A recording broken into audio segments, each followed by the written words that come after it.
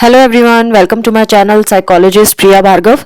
Today we are going to do part 2 of Unit 2 Block 2 MPCE 033, that is MAPC second year students who have opted for organizational psychology. This video is for you guys. I have already made part 1 and you will get their link in the description section, so kindly check the description section. So today's topic is team work. अभी तक हमने team के बारे में पढ़ा था, team की qualities, types of team and किस तरह से टीम को स्ट्रॉन्ग बनाया जा सकता है, वो सब पढ़ा था. आज हम टीम वर्क के बारे में पढ़ेंगे. टीम वर्क कैसे होता है, टीम वर्क में क्या चीज़ें ज़रूरी होती है, वो हम पढ़ने वाले हैं.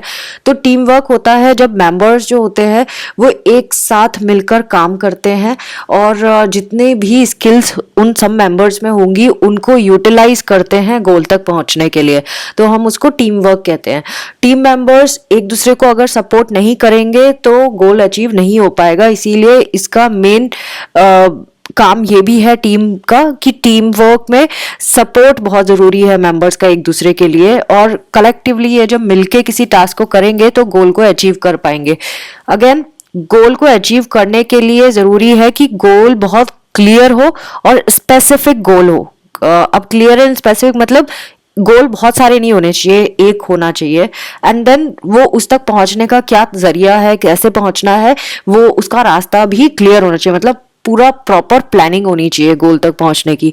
तो इस बात का ध्यान मैनेजमेंट को रखना होगा कि क्या उन्होंने गोल को ढंग से टीम मेंबर्स को बताया है या नहीं, उनको क्लियरली समझाया इस बारे में या नहीं समझाया है. सो टीम वर्क तभी सक्सेसफुल होता है जब प्रॉपर प्लानिंग होती है और सुटेबल कोऑर्डिनेशन होता है मेंबर्स के बीच में. सो सुटेबल प्लानिंग में बहुत सारे स्टेप्स इन्वॉल्व होते हैं और स्मूथ एंड ओपन कम्युनिकेशन भी बहुत ज़रूरी होता है. हर एक मेंबर को अवेयर होना पड़ेगा कि उसका रोल क्या है उस टीम में, और लीडर जो है उसको कंप्लीट नॉलेज होनी पड़ेगी टीम के गोल के बारे में, सो दैट जब भी वो टास्क दे तो हर एक मेंबर को उसकी एफिशिएंसी एंड पोटेंशियलिटी के हिसाब से दे. जो मेंबर जिस चीज़ के लिए कैपेबल है उसको वो काम दिया जाए. प्लानिंग को बहुत अच्छे से परस्यू करे जो टीम लीडर है, और सारी एक्टिविटीज़ में कोऑर्डिनेशन भी बहुत ज़रूरी है कि जिसको जो काम मिला है उसने टाइम पे किया है कि नहीं किया है, बिल्कुल एग्जैक्टली एज पर प्रोग्राम किया है कि नहीं किया है. एंड देन एक कंड्यूसिव एनवायरनमेंट बहुत ज़रूरी है फंक्शन करने के लिए. कंड्यूसिव मतलब सपोर्टिव पॉजिटिव एनवायरनमेंट. सो इंडिपेंडेंस देना बहुत ज़रूरी है मेंबर्स को कि वो अपने तरीके से अपने काम को कर सके, ज़्यादा इंटरफेरेंस नहीं होना चाहिए. And then supportive and cooperative environment बहुत ज़रूरी है. जो जितने भी मेंबर्स हैं वो आपस में सपोर्टिव हो, कोऑपरेट करें जहाँ पे ज़रूरत हो. तो टीम जनरली 4 से 12 लोगों की होती है, मतलब या तो मिनिमम 4 होंगे या मैक्सिमम 12. अगर इससे ज़्यादा हो गए तो बहुत ज़्यादा कंफ्यूजन क्रिएट होगा. कोऑर्डिनेशन, कम्युनिकेशन और प्लानिंग में प्रॉब्लम आ सकती है, नेगेटिवली इम्पैक्ट कर सकता है.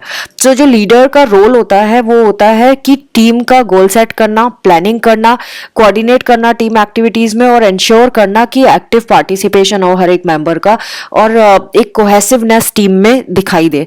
अगेन टीम मेंबर को ये भी पता होना चाहिए किसकी कौन सी स्ट्रेंथ है, टीम मेंबर्स में कौन कितना पावरफुल है, किसमें कौन सी जिस ज़्यादा स्किल्स है. सो अगर ऐसा होगा तो वो शेयर कर पाएंगे अपनी पावर, अपनी इंफॉर्मेशन हर एक मेंबर, और गोल तक आसानी से पहुंच पाएंगे.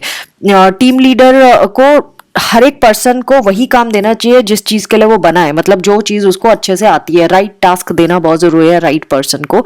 एंड डाइवर्सिटी भी मेंटेन की जा सकती है इस तरह से कि डाइवर्सिटी मतलब किसमें डाइवर्सिटी, वैसी वाली डाइवर्सिटी नहीं जो हम इंक्लूसिविटी की बात करते हैं. डाइवर्सिटी का मतलब है डिफरेंट स्किल्स एंड नॉलेज वाले लोग उस टीम में होने चाहिए, सो दैट जहाँ पे जो चैलेंज आए उसको वो कर सके. सो इंटरपर्सनल रिलेशनशिप बहुत इंपॉर्टेंट है टीम वर्क में. कम्युनिकेशन बहुत इंपॉर्टेंट है टीम मेंबर्स के बीच में. क्लियर एक्सपेक्टेशंस क्या है वो बताना बहुत ज़रूरी है कि भाई मैनेजर क्या चाहता है या ऑर्गेनाइजेशन क्या चाहता है इससे. अगेन टीम लीडर ही रिस्पॉन्सिबल होता है कि वो रिवार्ड डिसाइड करे, पॉजिटिव री-इन्फोर्समेंट डिसाइड करे जो वो अपने टीम मेंबर्स को देना चाहता है, और कोई भी ब्लॉक या ऑब्स्टेकल्स आते हैं उसको कैसे रिमूव करना है ये भी टीम लीडर प्लान कर सकता है टीम मेंबर के साथ मिलके. सो मेंबर्स जो है वो क्या ऐड कर रहे हैं अपनी टीम में, उनका क्या, उनके स्किल की वजह से क्या एडिशन हो रहा है, उस पे भी लीडर का ध्यान होना चाहिए. देन गोल को अचीव करने के लिए किन चीज़ों को फिक्स करना ज़रूरी है वो भी ज़रूरी है। देन गोल भी फिक्स्ड होना चाहिए, बार बार चेंज नहीं होना चाहिए। अगेन जब रिवार्ड दिया जाए तो मेरिट के हिसाब से दिया जाए, कि जिसने अच्छा किया है उसको रिवार्ड दिया जाए, और जिसने गलत किया है, गलतियां की है, तो उसको भी बताना बहुत ज़रूरी है। उसको इग्नोर नहीं करना है, उसको भी बताना ज़रूरी है कि भाई ये गलती हुई है, यहाँ पे इसको सुधारो। और इंडिपेंडेंस को भी इंश्योर करना पड़ेगा कि जो मेंबर्स हैं उनको इतना फ्रीडम हो कि वो अपने तरीके से उस चीज़ को अटेम्प्ट कर सके। हाउएवर थोड़ा बहुत इंटरफेरेंस मैनेजर का होगा, लीडर का होगा, लेकिन सुपरविजन और इंटरफेरेंस में फ़र्क होता है। इंटरफेरेंस नहीं होना चाहिए, सुपरविजन हो सकता है। देन ओपननेस होना बहुत ज़रूरी है, डेलीगेशन ज़रूरी है, कम्युनिकेशन ज़रूरी है। अब ये डेलीगेशन का मतलब किसको कौन सा टास्क दिया है, जिसको जो टास्क दिया है वो अपना वो काम करेगा और दूसरे के टास्क में इंटरफेयर नहीं करेगा। ओपननेस कम्युनिकेशन में बहुत ज़रूरी है। आप क्या सोचते हो, क्या बिलीव करते हो, कहाँ पे आपको गड़बड़ नज़र आ रही है, वो खुल के बोल सके, डरे ना। और किसी भी चीज़ में, किसी भी आइडिया में, कोई क्रिएटिव आइडिया आए अगर टीम में, तो उसको क्रिटिसाइज नहीं करना है, उसको पॉजिटिवली उसके लिए रिएक्ट करना है, ये ज़रूरी है। एंड देन स्ट्रेंथ्स वीकनेसेस जो टीम मेंबर्स की हैं वो पता होनी चाहिए लीडर को। और रेगुलर परफॉर्मेंस इवेल्युएशन करना बहुत ज़रूरी है, सुटेबल फीडबैक प्रोवाइड करना बहुत ज़रूरी है। तो ये सब टीम लीडर के भी काम है और सारे मेंबर्स को भी समझना होगा कि ये चीज़ें होंगी। Now next is problems affecting team work. ऐसी कौन कौन सी चीज़ें हैं जो टीम वर्क को अफेक्ट करती हैं? तो ये 6 कैटेगरीज में डिवाइड की गई हैं। Goals, second team members, third norms, fourth decision making, fifth leadership and sixth is size. So अभी इन्होंने यहाँ पे है ना कुछ, ये सारी नहीं बताई, लेकिन कुछ टॉपिक्स में इनको कवर करने की कोशिश की है। सो अगर आप देखोगे तो टॉपिक्स के यहाँ पे नाम अलग है और यहाँ पे इन्होंने अलग दिया है। तो अगर आपसे 6 कैटेगरीज पूछते हैं तो you have to mention this: goals, team members, norms. और जब ये एक्सप्लेन कर रहे हैं ना हेडिंग्स, सो इसमें इन सब का जिक्र आ रहा है, सो ऑटोमेटिकली ये सब कवर हो जाएंगे। सो अभी सबसे पहली चीज है चेंजिंग कॉम्पोजिशन। तो अगर टीम को बार बार चेंज किया जाए, मतलब हमने एक टीम बना दी पहले एंड उसके बाद किसी का ट्रांसफर हो गया तो उसको हटा दिया और कोई नया आया तो उसको ऐड कर दिया, तो अगर बार बार हम टीम का कंपोजिशन चेंज करते हैं तो ये उसकी फंक्शनिंग पे इम्पैक्ट करेगा। मेंबर्स में जो रेपो सेट हुआ था या इंटरपर्सनल रिलेशनशिप बनी थी उसको डैमेज करेगा। जब भी कंपोजिशन होता है तो उसको बार बार फ्रीक्वेंटली चेंज नहीं करना चाहिए। और न्यू मेंबर्स का ऐड होना या नए पुराने मेंबर्स का ट्रांसफर कर देना, ये कोहेसिवनेस पे इम्पैक्ट डालता है मेंबर्स के बीच में। उनको जो आगे जिस तरह से टीम आगे बढ़ रही थी उसको डिस्ट्रप्शन हो जाता है, मतलब स्लो हो जाता है प्रोसेस एंड गोल तक पहुंचने में डिले होता है। Next is interpersonal relationship among members. Problem तब आती है जब इंटरपर्सनल रिलेशनशिप पॉजिटिव नहीं है, अगर इनके बीच में कॉन्फ्लिक्ट चल रहा है मेंबर्स के बीच में, और जो कोहेसिवनेस है वो नेगेटिव वे में है, तो वो फोकस नहीं कर पाएंगे अपने टास्क में, उनमें बीच में झगड़ा ही होता रहेगा सारे टाइम, कुछ ना कुछ अड़ंगे लगाते ही रहेंगे। सो वो नहीं होना चाहिए। Third is communication barriers. अगर ओपन और स्मूथ कम्युनिकेशन नहीं है टीम मेंबर्स के बीच में तो वो टारगेट तक हम नहीं पहुंच पाएंगे।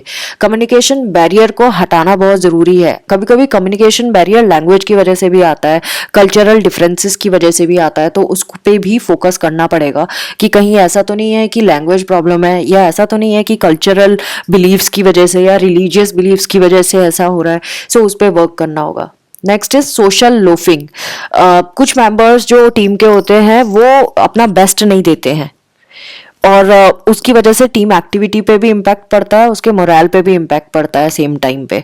सो वो उस पे ध्यान देना पड़ेगा कि ऐसा तो नहीं है कि जो टीम मेंबर है वो पूरा डेडिकेटेडली वर्क नहीं कर रहा है। Now next is inappropriate leadership style, ineffective leaders. अगर मान लो लीडर में वो कैपेबिलिटी ही नहीं है कि वो ढंग से प्लान कर पा रहा है या कोऑर्डिनेट कर पा रहा है, सो अगर ये कमी है तो वो इंटरफेयर करेगा टीम की परफॉर्मेंस पर, वो इम्पैक्ट डालेगा टीम की परफॉर्मेंस पर। Next is large size of the team. अगर टीम की बड़ी साइज है तो टीम को कोऑर्डिनेट करना मुश्किल होगा, उनके बीच में कम्युनिकेशन भी बहुत मुश्किल हो जाएगा, तो एक केओस की सिचुएशन बन जाएगी। दैट इज वाई जब भी आप टीम बना रहे हैं तो 12 इज द मैक्सिमम काउंट। 12 से कम का ही टीम होना चाहिए, 12 से ज़्यादा की नहीं होनी चाहिए। रोल एम्बिग्यूटी, अगर मान लो टीम मेंबर्स को पता ही नहीं है कि उनका रोल क्या है, उनको क्या काम करना है, वो कंफ्यूजन है, दूसरा बोल रहा है मुझे मैं भी यही काम करूंगा, तीसरा बोल रहा है मैं भी यही काम करूंगा, तो अगर सबको रोल प्रॉपरली डिस्ट्रीब्यूट नहीं किया है तो ये प्रॉब्लम आएगी आएगी। Next is lack of trust, अगर टीम मेंबर्स के बीच में रैपो सेट नहीं हुआ, पॉजिटिव इंटरपर्सनल रिलेशनशिप नहीं है, तो वो प्रमोट करेगा ट्रस्ट के इश्यूज। सो इसीलिए अगर ट्रस्ट नहीं डेवलप हुआ है सो इंफॉर्मेशन एंड नॉलेज शेयरिंग में प्रॉब्लम आएगी, ये आपस में शेयर नहीं करेंगे, कुछ एक दूसरे को बताएंगे नहीं, और निगेटिवली फंक्शनिंग पे इम्पैक्ट पड़ेगा टीम की। Next is domination by one और मोर मेंबर्स, कभी कभी होता है कि टीम में एक आध मेंबर कुछ ज़्यादा ही उछल कूद करता है, वो अपनी डोमिनेंस शो करना चाहता है, तो जब जब डोमिनेंस वो शो करेगा तो बाकी लोगों का मोरल और मोटिवेशन डाउन हो जाएगा, बाकी मेंबर्स को मन नहीं करेगा काम करने का, वो आना भी नहीं चाहेंगे टीम में काम करने के लिए, और उनके सजेशंस और व्यू पॉइंट को भी कंसीडर नहीं किया जाएगा। तो इसीलिए बहुत ज़रूरी है कि मेंबर्स को इक्वल अपॉर्चुनिटीज़ दी जाए, इक्वल उनके जब भी डिसीजन मेकिंग या प्रॉब्लम सॉल्विंग प्रोसेस हो तो उनका इक्वल कंट्रीब्यूशन होना चाहिए। Next is lack of motivation, अगर मान लो उनमें मोटिवेशन ही नहीं है, बिल्कुल भी टीम मेंबर्स इंटरेस्टेड नहीं है काम करने में, तो परफॉर्मेंस को डिसरप्ट करेगा ही करेगा। एंड देन ज़रूरी है कि उनको मोटिवेशन को बढ़ाने के लिए हम क्या कर सकते हैं, हम उनको रिवार्ड दे सकते हैं, उनकी अच्छी परफॉर्मेंस के फीडबैक दे के उनको रिवार्ड दे सकते हैं, तो वो अच्छा काम करने लगेंगे। Disagreement over teams purpose and task, ये लास्ट इसका है। सो अगर आर्ग्यूमेंट और डिसएग्रीमेंट मेंबर्स के बीच में चल रहा है और वो उसको सही दिशा या डायरेक्शन देने वाला कोई नहीं है, सो ये डिसएग्रीमेंट होंगे और पर्पस और टास्क कहीं और चला जाएगा। तो इसको मिनिमाइज करने के लिए ज़रूरी है इफेक्टिव स्ट्रेटजीज यूज़ की जाए टीम लीडर और मेंबर्स के बीच में, सो दैट ग्रुप डिस्कशन के थ्रू वो रिजॉल्व हो सके। Next heading is enhancing team work, team work को आप कैसे एनहांस कर सकते हो। नंबर 1, बाय साइज अगर आप 4 to 12 मेंबर्स रखते हो, साइज इतनी हो जिसको आप आराम से ऑर्गेनाइज कर सकते हो, हैंडल कर सकते हो, तो ये वर्क करेगी। और साइज अगेन डिपेंड करता है कि नेचर ऑफ ऑर्गेनाइजेशन क्या है और कौन सा इशू या टास्क है जिसके ऊपर काम करना है। सो ऑप्टिमल टीम्स साइज हमेशा एनहांस करती है टीम वर्क को, कोऑर्डिनेशन को, प्लानिंग को और कम्युनिकेशन को, तो इसीलिए साइज इंपॉर्टेंट है। Next is skills, 3 main skills बहुत ज़रूरी होती हैं जो चाहिए होती हैं। पहला, टेक्निकल कॉम्पिटेंस होना, problem solving and interpersonal skill. ये 3 चीज़ें अगर किसी भी टीम में है तो वो आगे बढ़ जाएगी, बहुत अच्छे से काम करेगी, बेटर पोजीशन में पहुंच जाएगी गोल अचीव करने के। तो हमेशा जब भी मेंबर को सिलेक्ट करते हैं टीम के लिए तो हमें ये ध्यान रखना होगा कि उसमें टेक्निकल कॉम्पिटेंस है, वो प्रॉब्लम सॉल्व कर पा रहा है, इंटरपर्सनल स्किल्स अच्छे से मेंटेन कर रहा है कि नहीं कर रहा है। नेक्स्ट जो इम्पोर्टेंट है टीम वर्क के लिए वो है behavioural aspect of the team members. ये टीम वर्क को एनहांस करने के लिए ये बिहेवियरल एस्पेक्ट बहुत ज़रूरी है। हमेशा रेस्पेक्टफुली ट्रीट करना, रेस्पेक्टफुली एक दूसरे को बात करना, इसको एनकरेज करना चाहिए। और विदाउट इंटरप्शन सुनने की आदत होनी चाहिए कि कोई बोल रहा है यानी कि आपने बीच में रुक के बोलना शुरू कर दिया, आपको रुकना होगा, सामने वाले को बोलने देना पड़ेगा। अपने ओपिनियंस आप एक्सप्रेस करो, अपनी फीलिंग्स आप किस तरह से फील कर रहे हो, वो ऑनेस्टी बहुत ज़रूरी है। एंड देन आई स्टेटमेंट ज़्यादा यूज़ करो इंस्टेड ऑफ यू। रिस्पॉन्सिबिलिटी लेना सीखो, जब टीम मेंबर्स में आता है तो रिस्पॉन्सिबिलिटी लेना।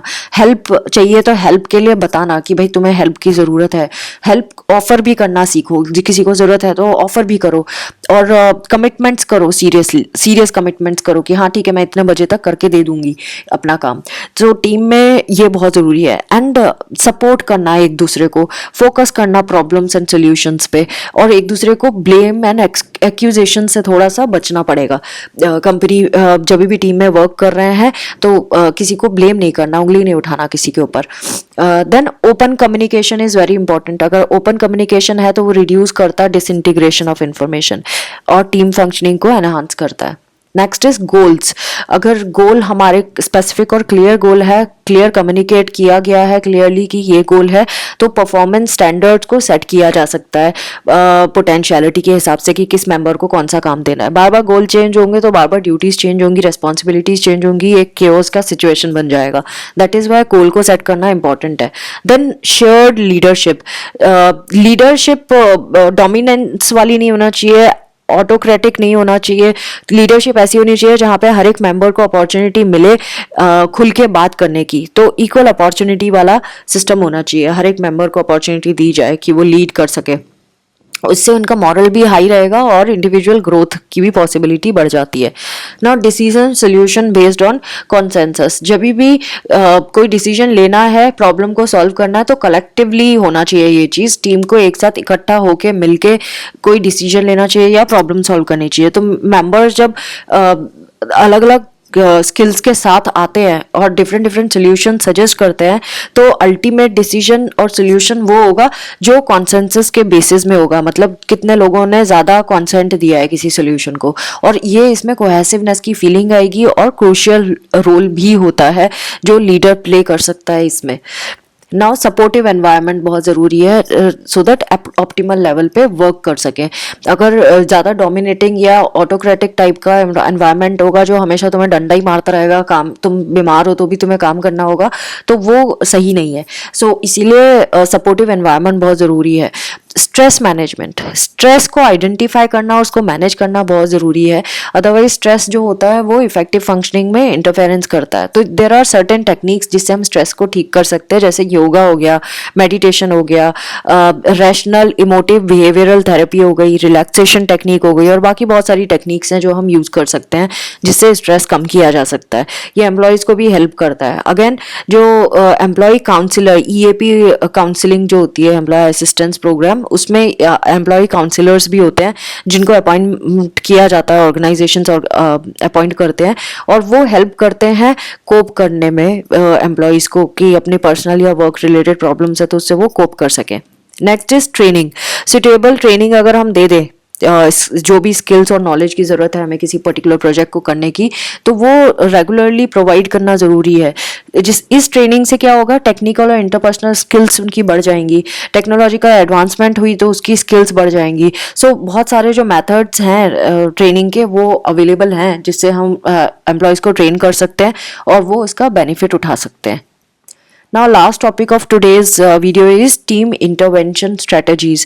टीम इंटरवेंशन की कौन कौन सी स्ट्रेटजीज है। ये इंटरवेंशंस जो है वो फैमिली ग्रुप या फिर स्पेशल ग्रुप्स दोनों में से किसी में भी अप्लाई किया जा सकता है। तो ये 3 इंटरवेंशंस बताए इन्होंने। फर्स्ट है रैट, जिसको रोल एनालिसिस टेक्निक्स कहते हैं। ये क्लैरिफाई करती है कि हर एक टीम मेंबर के क्या रोल ऑब्लिगेशंस हैं, मतलब उनके क्या क्या रोल्स हैं, और उनको टीम मेंबर्स की से हमारी क्या एक्सपेक्टेशन है वो उनको समझाने की कोशिश करती हैं। तो इस टेक्निक में एक स्ट्रक्चर्ड सीरीज होती है मीटिंग्स की, मतलब स्ट्रक्चर्ड मीटिंग्स होती रहती हैं एक के बाद एक, और उसमें स्पेसिफिक ड्यूटीज और रेस्पॉन्सिबिलिटीज को लिस्ट डाउन किया जाता है। अब ये जो लिस्टिंग है वो दूसरों से हम क्या एक्सपेक्ट करते हैं उसकी होती है, और दूसरा हमसे क्या एक्सपेक्ट करता है उसकी होती है। तो इंडिविजुअल दूसरों से क्या एक्सपेक्ट कर रहा है और दूसरे इंडिविजुअल से क्या एक्सपेक्ट कर रहे हैं उसकी हम लिस्टिंग करते हैं। अब ये जो रिटर्न समरी होती है ना, उसमें होल डिस्कशन होता है कि क्या क्या हुआ पूरी मीटिंग में, और जो टेक्निक्स है यूजुअली बहुत यूजफुल होती है जो भी न्यूली फॉर्म टीम है उसके लिए। और अगर कोई रोल एम्बिग्यूटी है, कंफ्यूजन है कि भाई मेरा क्या रोल है, वो भी क्लियर हो जाता है इसमें। तो ये होता है role analysis technique, RAT. Now family group diagnostic meeting. Family group diagnostic meeting में हम क्या करते हैं, हम टीम की प्रॉब्लम्स को आइडेंटिफाई करते हैं। इसमें मेन पर्पस यही है, टीम की प्रॉब्लम को आइडेंटिफाई करना। हम उसको सॉल्व करते नहीं है, हम उसको सॉल्व करने की कोशिश नहीं करते, हम सिर्फ आइडेंटिफाई करते कि प्रॉब्लम कहाँ पे है। तो जब भी मीटिंग शेड्यूल होती है वो वर्क सिचुएशन से दूर होती है, वर्क सिचुएशन में नहीं होती है, वर्क सिचुएशन से अवे होती है। एंड बहुत सारी प्रिपरेशंस ज़रूरी है करने के लिए जब भी हम मीटिंग करना चाहते हैं वर्क सिचुएशन से दूर, क्योंकि हम टीम का नेचर समझना चाहते हैं और जो गोल उनको असाइन हुआ है उसको समझना चाहते हैं। फर्दर जब हम मीटिंग में क्या करते हैं, हम डायग्नोस्टिक इंफॉर्मेशन शेयर करते हैं, हम प्रॉब्लम एरियाज को आइडेंटिफाई करते हैं, उनको डिस्कस करते हैं और अटेम्प्ट करते हैं कि एक प्रिलिमिनरी एक्शन प्लान बना लिया जाए कि भाई ये प्रॉब्लम है और इस प्रॉब्लम की वजह से हम किस तरह का एक्शन करें सो दैट हमारी प्रॉब्लम भी सॉल्व हो जाए। तो सोल्यूशन पे तो हम वर्क नहीं कर रहे कि क्या क्या सोल्यूशन है, बट हम प्रॉब्लम से किस डायरेक्शन में आगे बढ़ें वो हमें समझ में आ जाता है। तो ये यूजफुल है हमें प्रॉब्लम का कॉज फाइंड आउट करने के लिए और कैसे प्रिलिमिनरी एक्शन प्लान बनाया जा सकता है उससे कोप अप करने के लिए। एंड लास्ट जो इंटरवेंशन है वो है family group team building meeting. ये टीम इफेक्टिवनेस को बढ़ाने के लिए यूज होती है टेक्निक, जैसे कि टीम बिल्डिंग नाम ही है इसमें। तो हम क्या करते हैं, ये टीम की इफेक्टिवनेस किसी भी प्रॉब्लम को सॉल्व करने के लिए कैसे बढ़ाई जाए उस पर वर्क करेंगे हम इसमें। सो ये 2 से 3 दिन तक चलती है। इसमें सीरीज ऑफ मीटिंग्स होती है जो इंश्योर करता है कि जो इंटेंडेड चेंजेस लाए जा सके किसी भी जब भी किसी एंगल में, मतलब पूरा ग्रुप है, अब उसमें कहीं पे भी कुछ भी प्रॉब्लम हो सकती है। तो उन प्रॉब्लम्स को आइडेंटिफाई करके उनको बताया जाए कि भाई यहाँ पे प्रॉब्लम आ रही है, तुम इसके ऊपर काम कर लो, सो ये ठीक हो जाएगा। ऐसे को फैमिली और स्पेशल ग्रुप दोनों में यूज किया जा सकता है ये पूरी टेक्निक को। और ये स्टेबिलिटी तो बनाती है ग्रुप में, साथ में इफेक्टिवनेस भी इम्प्रूव करती है, कोहेसिवनेस भी इम्प्रूव करती है। हर तरह से ये बेटर होती है क्योंकि इसमें हम क्या कर रहे हैं, हम प्रॉब्लम को कितना इफेक्टिवली सॉल्व कर सकते हैं उसके ऊपर वर्क कर रहे हैं। तो friends, this was all about Unit 2 of Block 2 MPCE 033, that is MAPC second year students who have opted for organizational psychology। ये वीडियो उनके लिए था। आई होप आपको ये वीडियो समझ आएगा। अगर ऐसा है तो प्लीज़ सब्सक्राइब करें मेरे चैनल को, शेयर करें मेरे वीडियोस को ज़्यादातर स्टूडेंट्स के साथ। Do not forget to subscribe, like and share my videos and do press the notification bell. Thanks for watching. Take care of yourself. Bye bye.